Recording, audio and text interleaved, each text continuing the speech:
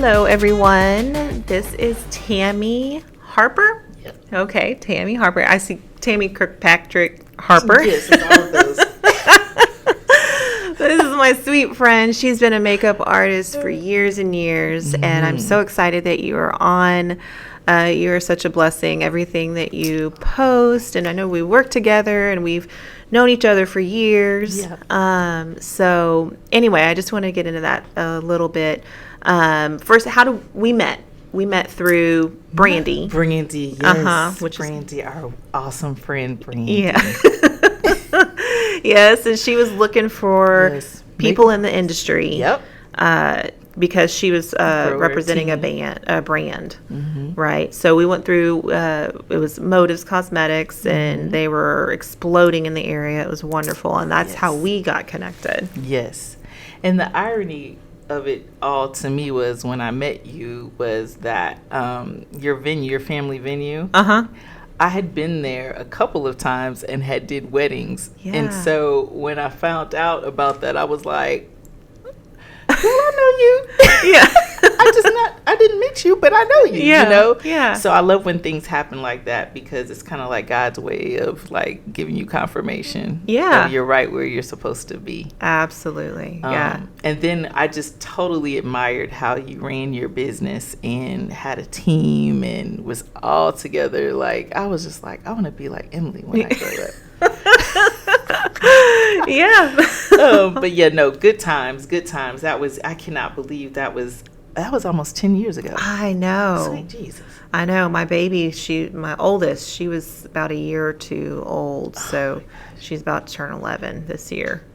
Wow. Crazy, right? But we're still like 25. Right? I'm like, I haven't aged. Don't age. I don't know what you're These kids are just getting older. And they're just getting more fabulous. Right, exactly. Yeah. So, okay. So tell me a little bit about how you got started in the industry. Like maybe a little bit how like you grew up. Did that have a factor in it? Oh, sweet Jesus, yes. So, I come from a family of 4 girls. Okay. And out of all my sisters, I like to think of us as like the Smurfs or the Care Bears. Like everybody has a certain personality or trait, that we're known for. So I like to call myself the spicy one. Okay. I was the one that was always doing cartwheels and changing my clothes 3 times a day and had to make sure I had on my lip gloss before we went to the grocery store. Like I have always loved the fashion and beauty industry. Okay. And honestly, at a very young age, I thought I was going to be a fashion designer. Oh, okay. I loved hair and makeup,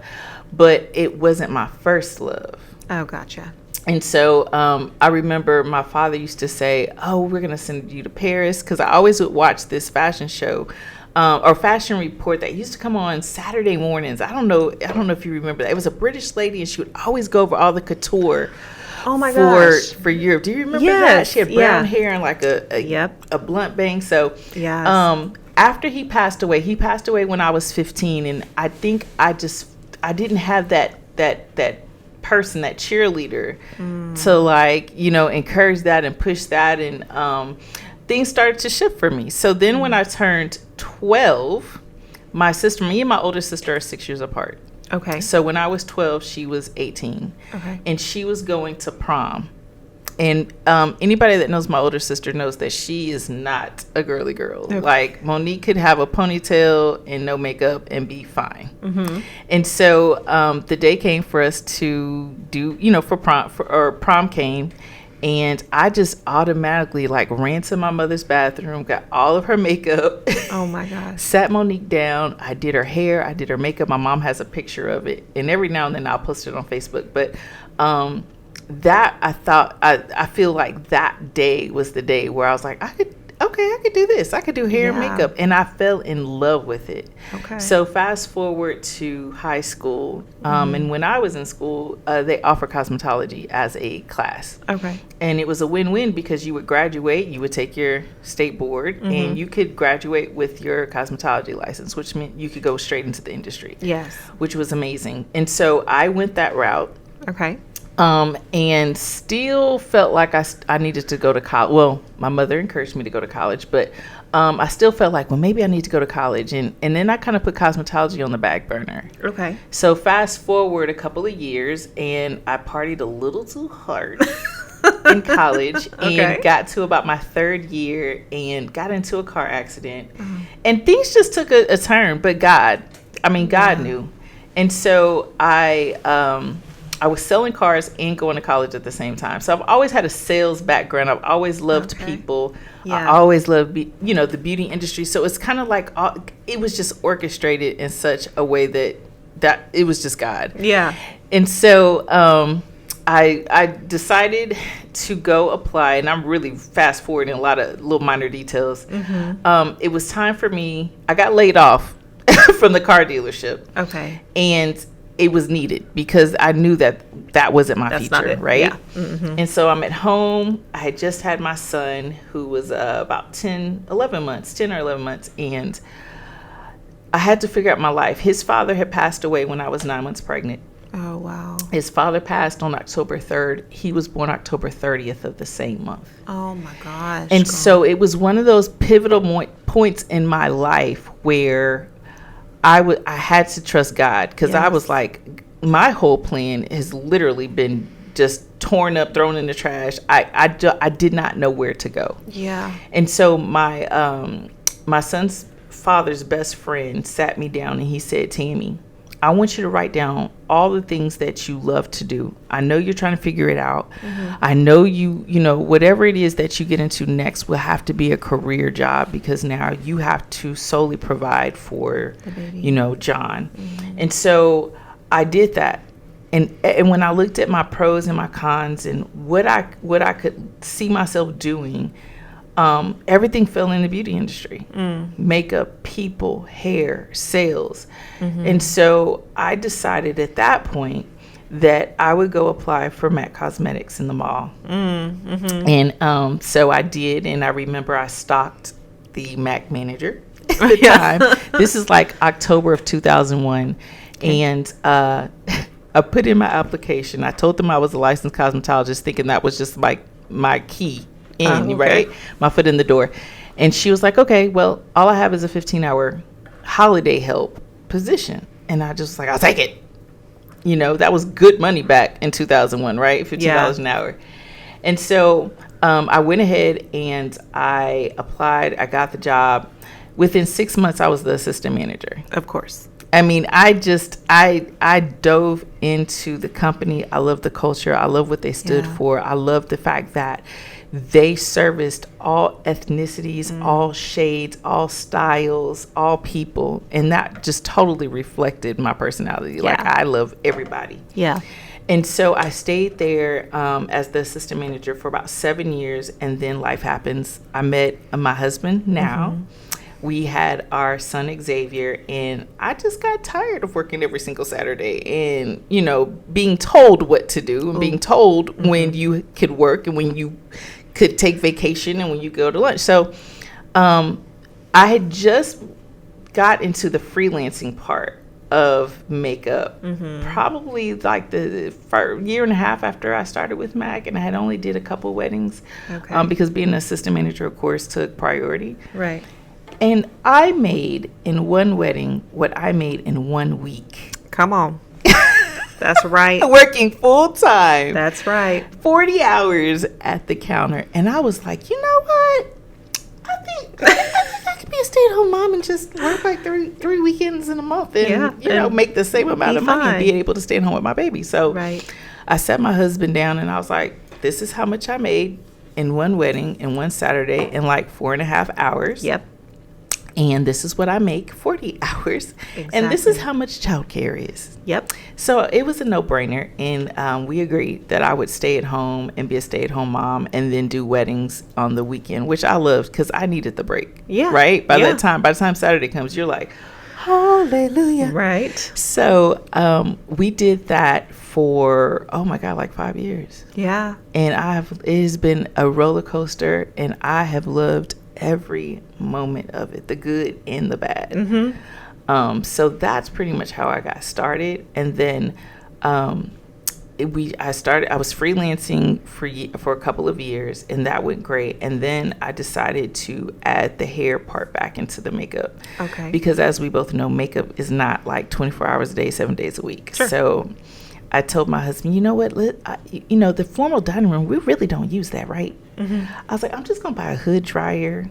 And I'm going to get some combs and brushes, and I'm going to get some hair because I'm going to start playing with stuff. So I started taking friends and family in my formal dining room that has shifted into my makeshift salon. Yeah. And then it got to the point to where it was getting it was busy. I got busy. And so he said, Tammy, you can't do this no more in the house. I'm tired of looking at people. It's like my home. I need some peace. Right. Yeah. Right. I feel that I was too. upset because I was like, but babe, I got the roast in the oven. The baby's at the table doing his homework. And Susie and them, they under the hood dryer. We having a good time right there in the dining room. So he pushed me out. He kicked me out. Okay. And he encouraged me to get a salon suite, and that's where I've been since 2018. Okay. Yes, I remember when you were looking at the suites. You remember that? Because Evelyn was in that same area. It's a friend of ours. She does nails. She's wonderful, by the way. She's wonderful. And and I remember you were asking about that. Yep. And then I had a studio at that point in Tomball. And it was more of an office suites type thing because it wasn't my business is not a salon business. It is you're on location. On location. So I remember that, and then I was thinking, that's a big move to have a salon suite, and then you have to have the revenue and the clientele to back that up, right? Absolutely. It has to make sense. So I think we even talked about. I think I came by and talked to you about that, and just was kind of like picking your brain, because I was horrified to have a team, and I was horrified to be responsible for all of it. Yeah. And try to make a profit. Yeah. But I remember Evelyn telling me, she said, Tammy, I've never not made money. Yeah. And she was like, you can do this. And I was just like, okay. Yeah. And so, just jump. You can do it. I did. I jumped, and I went home to my husband. Of course, like, I don't know, man. I was like, that dining room pays for itself. Yeah. With the mortgage. And that's kind of nice. Yeah. And he was like, look, I'm going to write this check for the deposit, and you're going to make the rent. I was like, well, yeah, but he was like, you're going to be fine. And I have not looked back. Good. I have not looked back. Yeah. So from that, did you feel like your business grew once you made that step, or was it like right? At first, I think I was so scared that I was always like having sales or having specials. Oh yeah. Right? Like, come get your hair washed and a blowout and a complimentary haircut. And I found out really quick that is not what you want to do. No. And so I think once I figured out how to niche down and to market to that niche is when my groove started happening. And then I made sure, and of course I always had mentors like I would talk to another client of mine who's actually owner of Extreme Lashes, Joe Maselli. Okay. She was one of my business mentors, and I remember her just pouring into me and just giving me tips, when I would freelance and do business for them. And so I figured out how to niche down. Okay. And really market that to that niche. And that I feel is when that nice stride started coming, making sure that I was booking clients before they left for a service to secure future business. Yes. That is a must. It took me about a year and a half. And it's a different mindset, I feel like, from moving, doing the repeat customer. And weddings are going to be referral and probably not a repeat customer. If it is a repeat customer, it's going to be years before they, do that. If it's like a photo shoot or another wedding or whatever, it's going to be, it'll be years. Yeah, exactly. But you don't see them quite as often. You might see them and they might be like your cheerleaders on social media. But the repeat customer, that is a whole different ball of wax. Completely different. Yeah. And you market completely different. I think we're spoiled when it comes to the makeup industry because like you and me, majority of our clients are referrals. Yes. Like, I rarely have to market makeup. Right. Or for makeup for photo shoots, wedding or whatnot. Mm-hmm. The hair side of things is a totally different beast. Yeah. You have to market that. And sometimes you may get a client that doesn't like the way you do it. Sometimes they may, you have to speak a different language. You have to stay up on training. Yes. That's so important. Oh my goodness. So important. Yeah, like eyeshadow's gonna always be eyeshadow, lipstick's gonna always be lipstick. The steps you take to apply makeup are always gonna be about the same, right? But the hair industry is totally different. Like, there's a new product on the market every 5 minutes. Right, or a new technique or a new technology or whatever. You have to stay on your game. And you have to stay on the game. You have to stay on top of getting certified and getting education. Yes. 100%. Yeah. So you were talking about your niche, and what, in your opinion, what did you niche down to? I niched down to healthy hair. Okay. And the reason why I decided to do that was because at the end of the day, when you take out those extensions, when you come out of a protective style, when you mess up your hair color, at the end of the day, you're going to need that hair to be healthy to do the next thing, right? And so I figured I can kind of grab from every single technique, style, trend, and root them back to healthy hair. You're going to have to come back to me. Yeah. When that other style is messed up, or if you are in a season of just trying to get your hair to grow, yes, you're going to have to come back to me. And that's that client that does not like to wash their hair, or do not have shampoo. They're just not hair people. Those people will pay. They will cut from their grocery, from their food money, their gas money, to make sure they can come get their hair done. Yeah. And so I felt like that was a secure, stable clientele, and it also caused me not to have to buy so many products, right? Like, I didn't have to go through so many certifications. I mean, shampoo's gonna be shampoo, treatments are gonna be treatments, right? Being able to identify what the client needs is a little bit more on autopilot. And communication doesn't have to be so precise. Yeah, gotcha. Okay. So with that, so why did you decide, instead of going into like a salon or that type of thing, why did you decide to do the booth rental?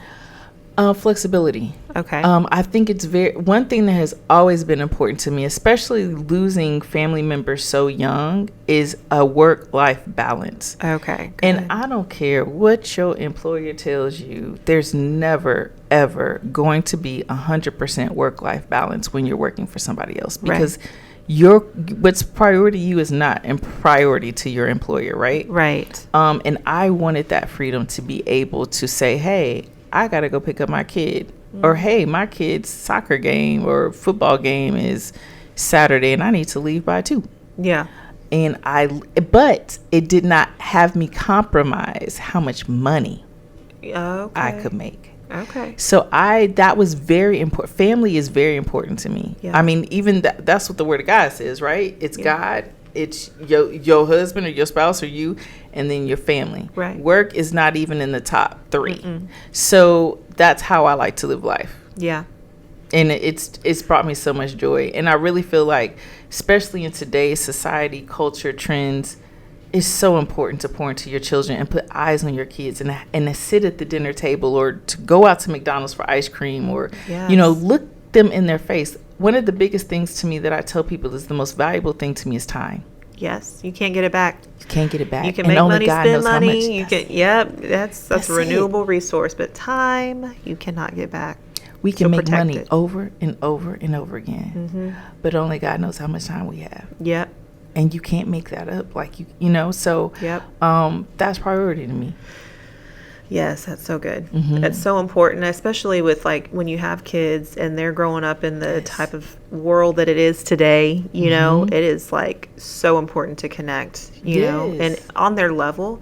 I know with my kids, they all have their own personalities, right? We have like the boy, like I told you earlier, the boy, the 3 girls, and then the boy, the baby, and just they all have different love languages. Yes. Which is phenomenal to me, you know? So really meeting them on their level, not what is like good for me at that time. It's like, okay, no, wait, like my little girl, she's asking, Mama, can you play with me? What does she want? She wants time. She wants quality time on her level. So I'm like, okay, let's do it. You know, I could be Barbie, you know? I'm fine with that. Right. Look at her hair. Look at her makeup. It's fun, you know, and that, like you said, if you have your priorities straight, man, that joy is just going to flow in, and that purpose is just going to flow in, and it puts things in perspective, you know. Right. And then when they grow up and they can say, Mama, remember when, you know, you used to do, like me and my mom used to do handstands up against the wall. Okay. I remember that. Yeah. You know what I mean? Like that joy, that time, man. Yeah. I that is so important to me. Yeah. You know, it breaks my heart that and I really feel like God has aligned the way my life has been laid out to be able to understand that about being a single parent, because for that, until I met my husband, I was a single mom. Yeah. And my son, when I first started at Mac, you know, it was inside of a Macy's. So I would have to close sometime. It was 9:30 at night. My son went to a 24-hour daycare, you know, and I was having to pick him up at like 10 o'clock at night. Wow. You know, and I just was like, as soon as I can get out of this, I will. But at the time, hey, I had great benefits. I had a 401k. Yes. And I was putting food on the table. So I did what I had to do. But I feel like it made me even more grateful to be an entrepreneur, you know, and to value that. Yeah, absolutely. It's a different perspective, you know, like you're more of a at that point, more of a server, you know, like servant's heart. Absolutely. And I feel like for people who have servant's hearts, they automatically, like, they are on the fast track to leadership. Yes. At that point, you know. Yeah. And people who don't know how to service people or take care of people or care about people, they ain't going nowhere fast. Like they're not going anywhere, you know. And they're actually inhibiting, I feel like, their business because nobody wants to be around that. Exactly. You know?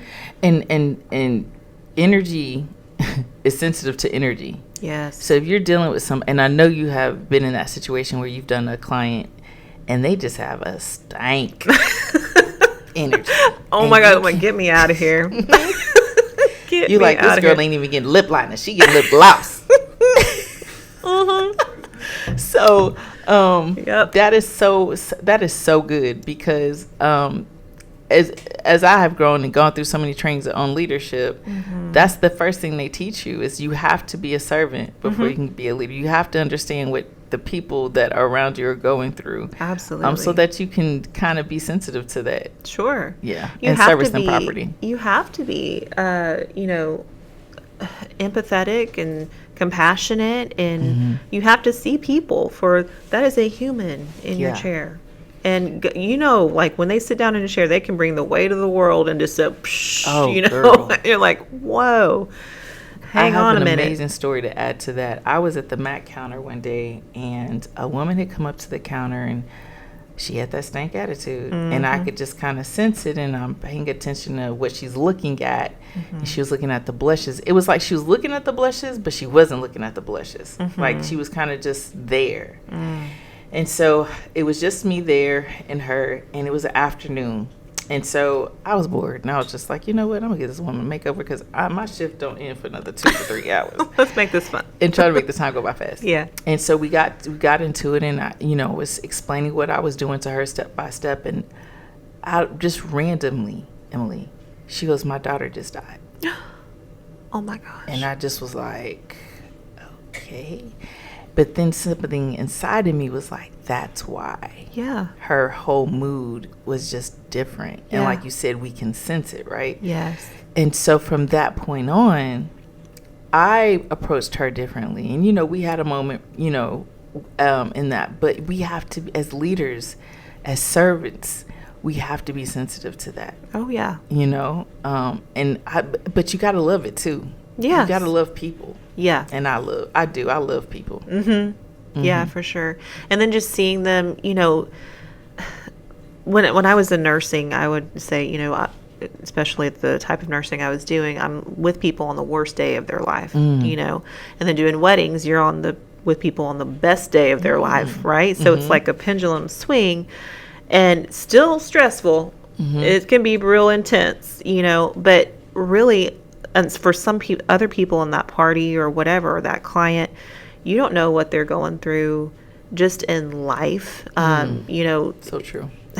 I've had people too that they're like, you know, the mom that has to keep it together because it's her daughter's day and she wants it to be everything to go well and all of that. But, you know, the dad's going to be there and his mistress is going to be there and she wants to look like she has it together, you know, but she's falling apart, you know, and that's like, those are the moments that you have to like attend to them and say, you know what, girl, you got this. You look beautiful. You know, or just give them a minute to cry.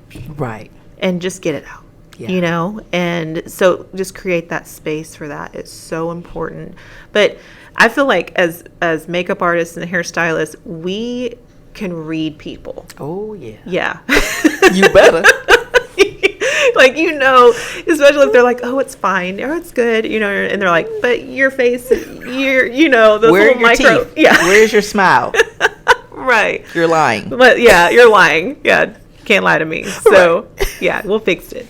But yeah, it's just, I think that's the people skill is a whole skill like set that you have to master, you know, and you it'll be trial by fire, you know, real. Once you get in front of people, you're going to learn.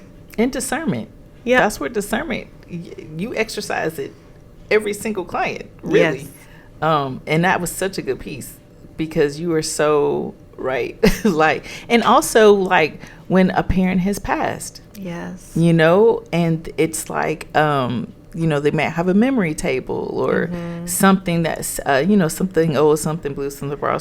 It may be something of that parent or grandma or something, and, you know, having to just, like you said, give them that moment. Yeah. Or just pour into them and just let them know, hey, they're here by spirit. They're here in spirit. I mean, you know, they're not gone. They're with you just in a different way. Right. Yeah. So important. So good. All kinds of walks of life. You see all kinds of things. I know we just recently did a wedding together, and the people were wonderful. Okay. The event was wonderful. They were kind of crazy. And a very sketchy part of town. Yeah, I was like, we pulled up and we're like, where I was like, are girl, we? where you at? We going in together and we leaving together.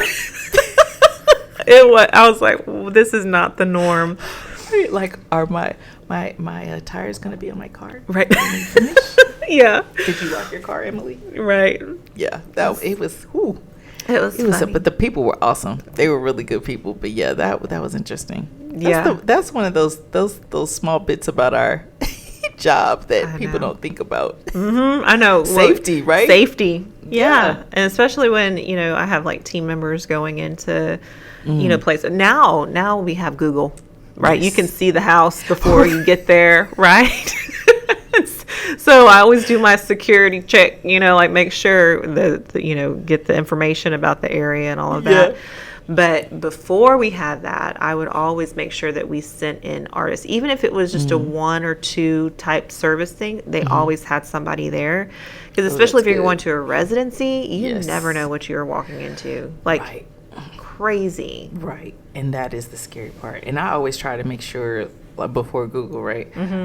Somebody knew where I was at. Yes. You know, like hey, or I would call my husband or my mom or somebody and let them know, hey, I'm in this area of town. I'm on this street. Y'all can find me if I don't.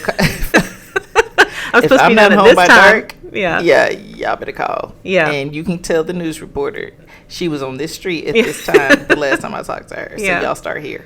Yep. Yeah, the things we do for the business. I know, right? For the coin. I know, crazy, but. Okay, so then let's see. So you've done weddings, and I love that you said that you were you could make in one weekend what you made Like, yes, in a whole week at Mac. Yep. So my 40-hour check was literally what I made in like 4.5 hours doing a wedding. And that's when my whole, like, my little brain was like, like, girl, if I could do this every single day. And I was like, okay, Tammy, that's not realistic. Like, that's a whole nother hustle in the conversation. But that's when things shift for me, and I saw the possibilities of being an entrepreneur. Because before that, right, I'm working for a cosmetic company, which I loved.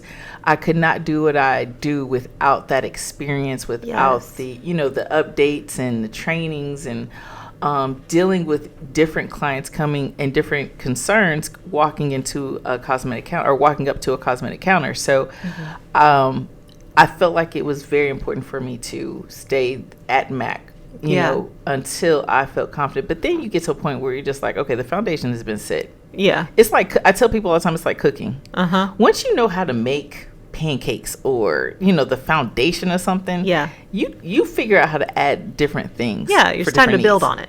Yeah, you build on it. Exactly. Yep. And so that part of life, I think, or that season or level of maturity, because it does take a level of maturity, because you have to be disciplined. Yes. That was literally how me and my husband paid for our wedding. Like, all my freelance money is how we did not want to get married in debt. We wanted to walk away from our wedding not owing anybody. And so for a year, we were engaged for a year. I literally was working full time and still was freelancing. So it was, what that looked like was I would go do a wedding in the morning, and let's say I'd be done by 3, and then I would go to the Mac counter and work like 5 to close or 3 to close. Okay. And I was tired. Yeah. But I didn't owe anybody anything. That's right. So you have that opportunity there's no cap. There's no cap on how much money you can make in this industry. And that's what I love about it. Like, how hard you work is how much money you're going to make. Exactly. The effort you put in is what you get out. Yes. That's right. But you have to, like we were talking earlier, you have to be the leader and the servant. You have to be the brush cleaner. You have to be the professional makeup artist. You have to be the secretary. You have to be the marketing person and be okay with that. Yeah. So that money is great, but it does. There is another price. It's just not a monetary.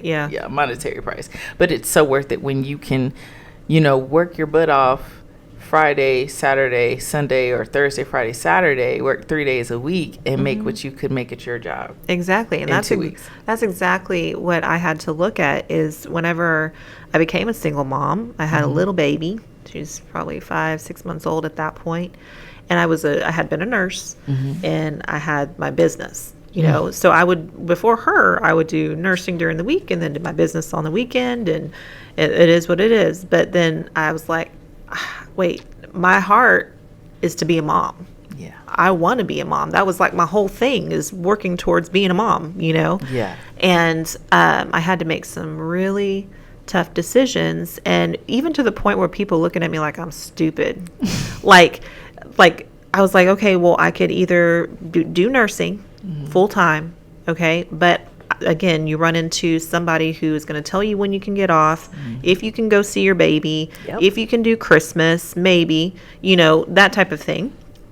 And I was like, or I can put all of my energy into my business and work 3 days a week, or schedule it as I need to. I could still be the mom. I could still do dance recitals. I could still do Christmas. And then whenever I made that decision, it opened up, and I was like, man, it skyrocketed. I needed a team. I needed more help, and at that point I made more than nursing could have ever paid me. In half the time. And I could still be a mama. And the thing is like people, I would be doing hair or whatever, and they're like, so, did you go to school for this? And did all the normal questions. I'm like, yes. I was like, but I used to be a nurse. And they're like, oh, you gave up nursing for this? And I'm like, girl, if you only knew. If you only knew. And when they look at you and they're like, you're smart, I'm like, that's kind of rude, that's kind of a rude thing to say. But some of the smartest people are in this industry. Oh, yes. Some of the smartest people, most dynamic, like cutting edge people in this industry. Yes. They're not nursing, just so you know. And I love that you touched on that, because after I dropped out of school, I kind of felt like a failure. Like, I was just like, how am I I don't have a degree. Mm-hmm. Even though I had a license, I didn't value the license. Yes. Because I hadn't really used it, right? Mm-hmm. I graduated from high school, went straight to college. So I didn't even get an opportunity to see what I could have made. Oh, yeah. And I'll never forget that I ran into a girlfriend of mine who went straight into the beauty industry straight out of high school. She's retired now. She actually retired at 42. Wow. Made some good decisions. Man, she made some good decisions. She did go to school, but she just got her associate's degree just so that she could understand the gist of business. Yeah. And then she did hair from the age of 18 until her 40s. So think about it. She had been in the beauty industry almost 30 years at that point. Yeah. Isn't that crazy? At 42, 43 years old. That's crazy. I was so jealous. I was mad. Yeah. But I remember us talking when we first met, and we were talking about that, just the entrepreneurship and the balance, and just the many ways you can make money. Yeah. I love that. Yeah. And I love that because there's no cap, like we were saying earlier, and especially after COVID. Oh, yeah. COVID made you rethink your whole life, you know? Yeah. And so, and then you think about sickness, you know, because that's another part of it too, like being a nurse, right? You have to make sure you're not bringing anything home to your family. Your family, yep. You know, and the beauty industry, we ain't around you that long. Right. And we wash our hands and we clean and sanitize all of our stuff. So it's like you have a lot more control. Yes. 100%. Yeah, so I love that. Yeah. Yeah, and you have to think outside the box, I feel like. I love thinking outside the box. That's my favorite, you know? Yes. And it's one thing that gets me oh man, because especially with the industry, it shifts, it changes. Yes. There's always trends, there's different ways of marketing. Yes. You know, all of that. And it's a big elephant to eat, you know what I mean? But once you take it down and you do the steps, it's like, man, it's like a puzzle to me. Yeah. And I love puzzles, you know? I love figuring it out. Take it apart to put it back together again. Yeah, it's a lot, you know, but just hearing different people's experience and how you got to this point, and how that affords you to, you know, be a quality mom of life. And do all the things and the balance. And I think that is really important.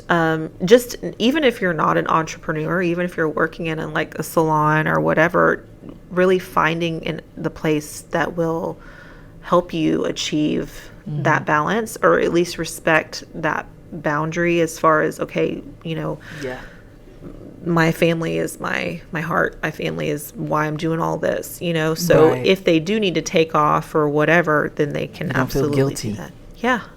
You know, and even taking that just a step further, how to stay in the beauty industry, right? Yes. Like the professionalism. We get that flexibility, but with that flexibility, don't mess up your reputation, because then you're going to be broke. Girl, there was this trend I saw on TikTok or something, and it was these new little artists that are part of that generation that they're like entitled and they're just not, I don't know what it is, but the client they would say, okay, I want to be blonde, or I want to be brighter, or whatever, and they turn the client around, wouldn't let them see, and they straight up did like chocolate or red or whatever. And it's like, she's mad at me. Like, you could see it on the person's face. They're just like heartbroken. Like, you just broke trust with everybody, and then you recorded it and you're telling everybody how untrustworthy you are. Like, I feel like that is so disrespectful and so rude, and you're literally just picking up your career and throwing it in the trash. Yes, because you just revealed to millions of people that you do not care about them. No. And it's all about your selfish gain of social media. Right. So you can get some likes or some whatever. I don't know. Totally in this industry for all the wrong reasons. Yes. And that is just, I believe in karma, honey. And you reap what you sow.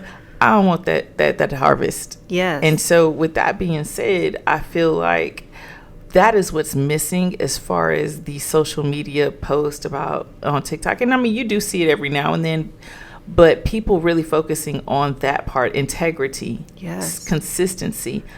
And I know you have to. I have done weddings sick. I have done weddings with 103 fever, walking pneumonia, bronchitis, because this is this person's day. Your wedding day only, hopefully, is only once in a, it's once in a lifetime. Right. And so I hate when I hear or I get a client that calls me at literally the 11th hour and is like, hey, my makeup artist or my hairstylist canceled on me.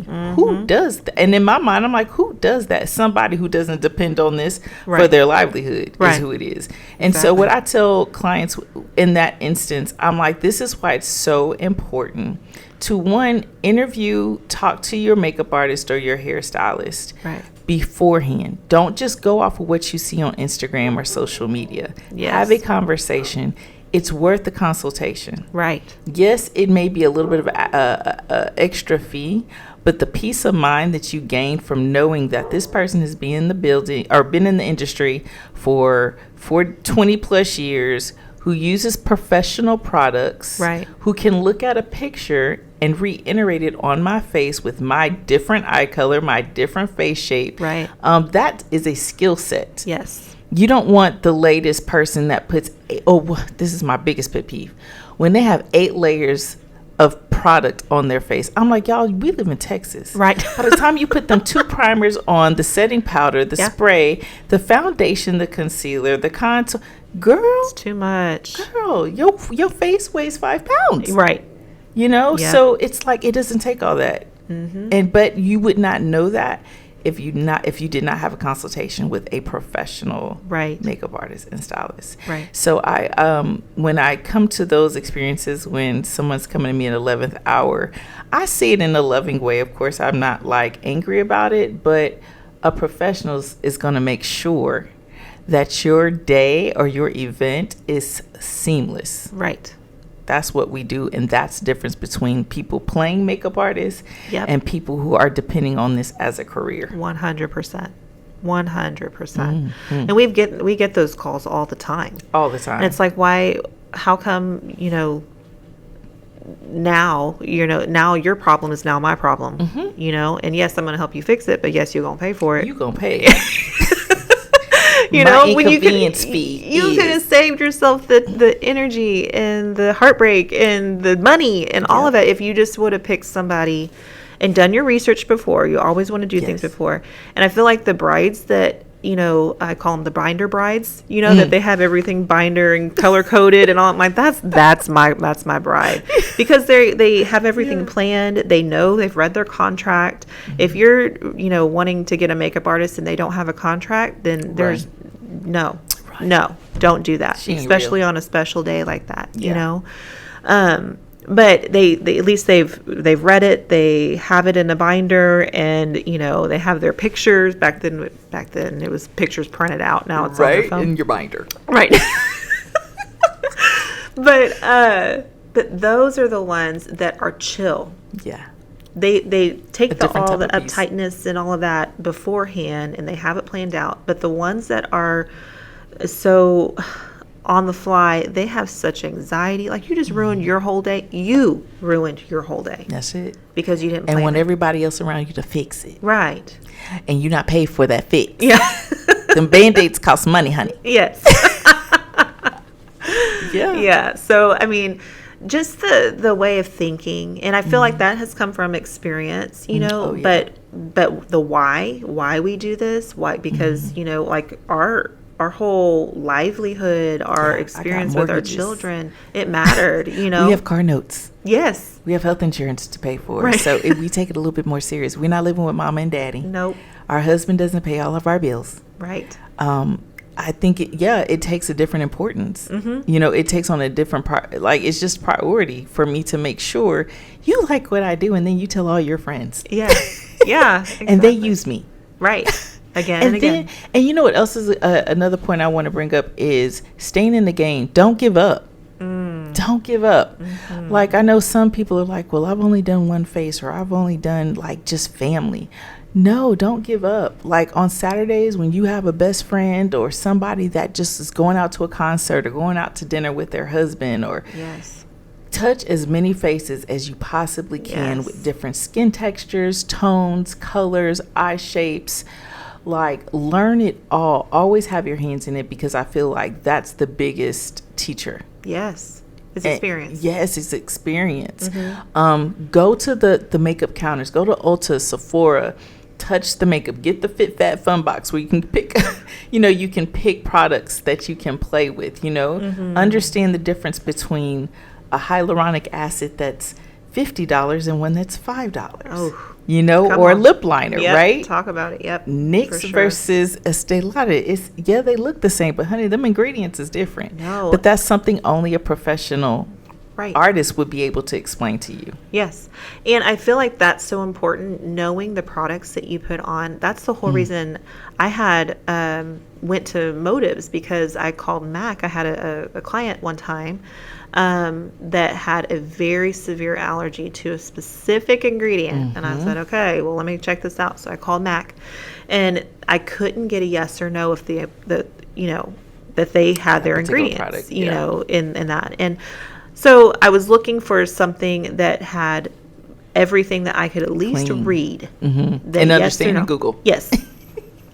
And so, but that is so important. I feel like that sets you apart too, that you're not just willy-nilly putting things on people. Right. You know what you have in your products, the quality of it and what's going to happen. So then when you ask that question, oh, what are you allergic to? Which you should be asking every client before you do that. And as professionals, we know to do that. Right. Right. So when they say, oh, I have this ingredient, or I have, avocados, or I'm allergic to lavender or whatever, like, okay, ding, ding, ding, I know I have something in my kit. Dye. Yeah, different dyes, or gluten dye. Even, or whatever it is. You have to know what you're putting on people, just to make sure that you're protecting your business. Yes. Right? Because you're creating a liability for yourself if you don't know. Yeah. So for someone who's going to start in the industry, what is the main thing? Like, what advice would you give them before starting or as they're starting to be successful, have a successful outcome? Well, there's so many things. First of all, make sure you love it. Yes. Make sure you are in. Going back to that list I wrote. When I wrote that list, it was a list of things that I just love. It wasn't about how much I could get paid for that list or the things on that list. It was just things that I loved. I love people. I love fashion. I love hair. I like change. I do not do good with routine. You might as well just slip my wrist and put me in a corner. And just that opportunity to always be evolving. Right? Those key things. Make sure you are in the right industry. And sometimes you think you want to be in the beauty industry, but maybe you really want to be an esthetician. Yeah. Or maybe you just want to, fill in brows all day long. There is a niche for that. Yeah. So the first advice I would say is sit down with yourself and really make sure, is it makeup you want to do? Is it hair that you really like to do? Is it eyelashes you really like to do? Like, figure out what part of the beauty industry you want, because it's hard. Yeah. It's hard making that commitment, because there are going to be so many highs and lows. And so I would say to make sure that you are committed to this, because once you get in it and it's not always doing as well as you want it to do, you'll still stay true to the commitment. Yes. The second thing I would say is find that niche. Figure out what it is. Do you just love doing eyeshadow? There's some people that just they don't even want to do foundation. Yeah. Do you want to do weddings? Do you want to do photo shoots? Do you want to do theater? What type of makeup do you want to do? What type of hair do you want to do? Yes. And then find you a mentor. Oh, of course, you can always, from the privacy of your own home, watch people on YouTube. So find you a couple of people. I would say a handful of makeup artists, hairstylists that you can follow. And really just that give you a lot of good information. Yes. About being professional, about application, and about versatility in this industry. Because you can't, one of the reasons I know I call on you is because I know you do all shades, colors, shapes, sizes. You do hair, you do makeup. Like I know you're a professional. I know you're going to do all of the things, right? And I'm not going to be looking over you and be like, Emily, what eyeshadow is that? Yeah. What brand is that? Yeah. So making sure that you are following people that use quality products that can explain what they're using, and explain to you what they're doing, and are professional. So figure out if you're committed to this industry, find your niche, follow mentors on social media, and then partner with someone, or if you can get a job at a beauty store like Sephora, Ulta, beauty counters. Regardless, get your hands in it. Yes. Even if it's a part-time job, like maybe you could do holiday help. I know a lot of they used to do holiday help where you just worked October to like January, right? Because that'll really tell you if you cut out for this business working those hours. Yeah. And then see, that way you can touch and feel and always be ever present in all the new products that are constantly coming out. And one of the icing on the cake too, with working for the beauty industry, is you get gratis. You get free stuff. Yes. So that gives you an opportunity to go home and really dive in, and then surround yourself with other people who want to do the same and partner. Like we used to do a lot of trading. Like do my makeup for this and I'll do your hair for this. Yeah. So somebody who's not as scared to try new things, right? Yes. And new techniques. So I feel like that once you get that part down, that's like the groundwork. That's like the foundation. Then you need to focus on the marketing. There's a lot of false, fake people out here, like making you think they got it all together. Y'all, they don't. They don't. And so make sure that once you have committed to this being a career for you, that you go through the proper channels, get your virtual assistant, or get research how powerful social marketing is, which is a whole nother podcast, right? Yep. And then find a product line that you really like. Find a couple of product lines, skincare included. Yes. Make sure you have a clean skincare line. I always tell people I had to learn to kind of step back from MAC because I was pushing MAC like it was crack. Right? Oh, yeah. I was like, I don't know nothing but MAC. So if you asking me about a foundation or, a green, I couldn't tell them. And so when I went out on my own and started my own business, I had to go into Ulta and be like, okay, the person who can't afford a $60 foundation, or a teenager, I'm not going to expect an 18 or 15-year-old to out here buying, Estee Lauder. So what other lines are still really great quality, but at a more reasonable price? Yeah. So finding a higher end, a mid end, and a lower end product that's accessible to people through Amazon, through going to the store, that they can use, and it's still really good. They don't have to compromise the quality or compromise the price for the quality. Right. I think that is a great place to start, and then you got to wear it. Yep. You got to wear it. You can't say you're a makeup artist and you don't ever have a lick of makeup on. Right. It's like, girl, at least put on some mascara and some lip gloss. You know what I mean? Yeah. Or make sure your skin is flawless. You can't be walking around here, looking like whoever, You are always a walking billboard for your brand. Yes. And then that's where I want to end with, is it's your brand. There is enough room for all of us in this industry. Oh, yes. All of us bring something to the table that the other person cannot bring. And really it's okay if you don't like to do very vibrant colors. Yeah. There is a market for somebody that wants to do a natural, clean look. Yes. So be okay with that. Find your niche. Find your products that you can recommend to clients on every level, high, mid, and low. Accessible products, find your mentors, find brands, and make the commitment. Yes. Well, I feel like you have to, once you're committed to that, like you have a responsibility. Absolutely. Especially if you're going to be in your own business, for sure. But then finding, what I always teach and preach is that, yes, you're doing the service, but you are the expert. Yes. Okay. And in order for you to be the expert, you have to know what you're talking about. Absolutely. Right? So the education part comes into it, even if it's educating yourselves on products or, like you said, having a mentor or teaching you a tip or a trick or something like that. That sets you apart from the next guy. Yes. But your customers are looking for answers, and they're looking to you for the answers. That's how you're going to continually do business with them. So not only are you providing a service for them, you're providing the educational piece, but you're also providing, like I said, like you're the expert. I was gonna say something else, but I can't really remember what it was. It just like left me. Mom brain, it happens. Right. But having something that is more like a background business. Yes. So you are going to have your service industry, but you're also going to have your background business, whether it's pushing products or pushing your your next appointment time or whatever to help maintain them. You are the expert. Yes. At the end of the day.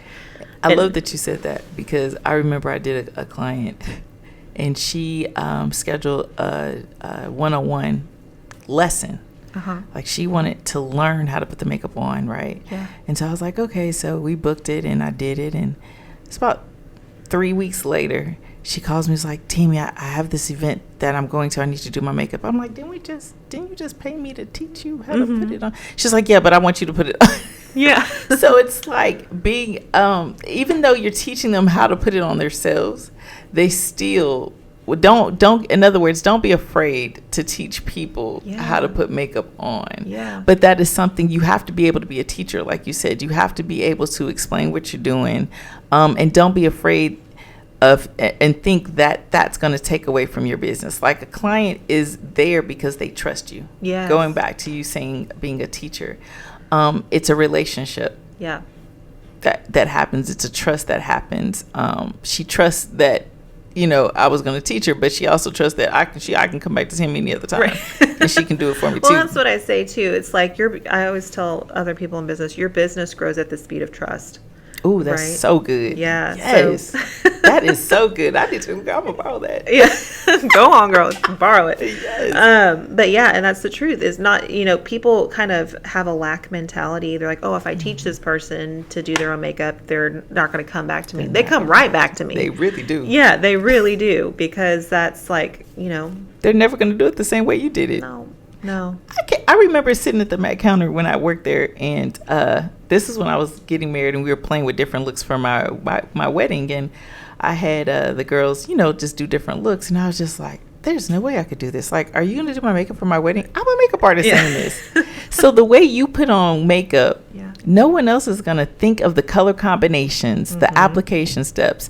It's all customized by you. That's why it's so important to establish your brand and how you do things. Oh, yeah. So important. I totally agree with that. Yeah. And it's okay. Like, I used to be so insecure working. I mean, when I first started with Mac, oh my God, I'm around people who've like done Janet Jackson and like superstars and have gone to New York Fashion Week and who travel the world being artists and trainers. So I was just like, I never will be able to do makeup like that. I'll never be able to do brows like that. But then I had to get to that point where I'm just like, but they don't do makeup like me either. Mm-hmm. And there's some people who like to look at stars and TV and print. They like to look at that type of makeup, but that's not really what they want for their wedding day, right? Or for their photo shoot. And once I understood that part of it, I was just like, oh, so there's a lane for me too? Yeah. Oh, yeah. Wow. And then I got more confident in that. But I remember, like, I'd be like, such and such eyeliner's just always so crisp. Like, how do they get that line so even? You know what I mean? And it's just like, you can get there too. But it's okay if you don't like putting on eyeliner. If you just like to have a ton of lashes. Well, I feel like that's for the comparison. In my opinion, it inhibits your creativity. Absolutely. Absolutely. That just like stops you from being you and going to your market and people that love you for how you do things. Comparison will always kill creativity. It really does. It really does.